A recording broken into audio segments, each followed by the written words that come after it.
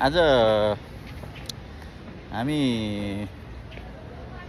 छुट्टीको सदुपयोग गर्दै गेन्टिङ हाइल्यान्ड पाहाङमा आएको छौँ।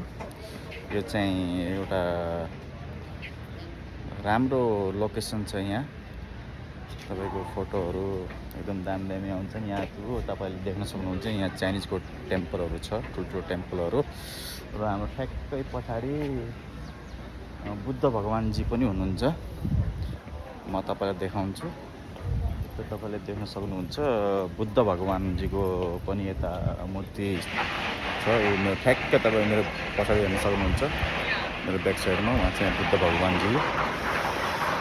यहाँ एकदम राम्रो भ्यू छ। हेर्नुहोस्,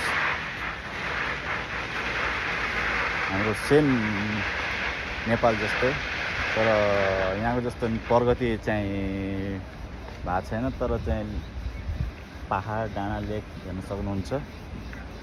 कति दामी छ। तपाईको उता केबल कार पनि छ। तपाईले देख्न सक्नुहुन्छ केबल कार। हाम्रो केबल कार।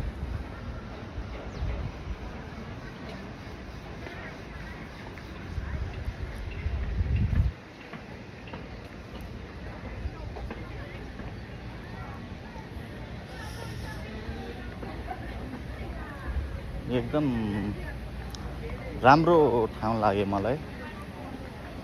यहाँ धेरै जस्तो चाइनिजहरू आउँछन्, किनकि यो चाइनिजकै टेम्पलहरू छ। यहाँ यो बनाउन पनि चाइनिजले नै बनाएको हो।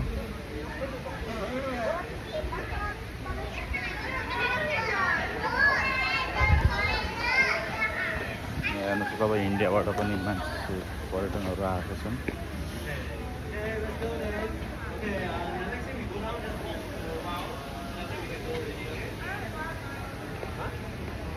हेर्नुहोस् त बुद्ध भगवान।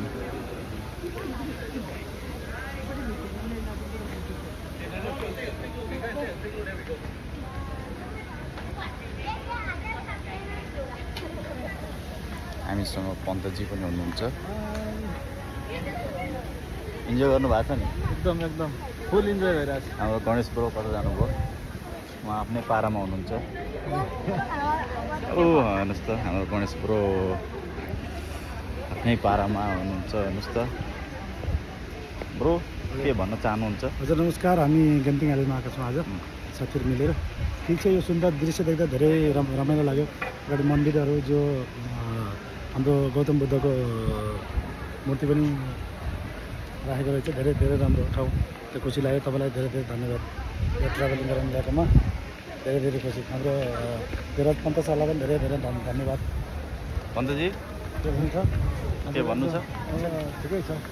साथीहरूलाई के भन्न चाहनुहुन्छ? के छैन, कोही मलेसियामा हुनुभएको अथवा कोही मलेसियामा घुम्न आउन इच्छुक साथीहरूलाई यस्तो राम्रो ठाउँ छ। एकचोटि घुम्न आउनु होला, रमाइलो छ। धेरै खर्च पनि लाग्दैन। सस्तो, राम्रो, रमाइलो, राम्रो भ्यू लोकेसन। उता पटाका पड्काइ छ। र हस्, अब हामी बिदा चाहन्छौँ।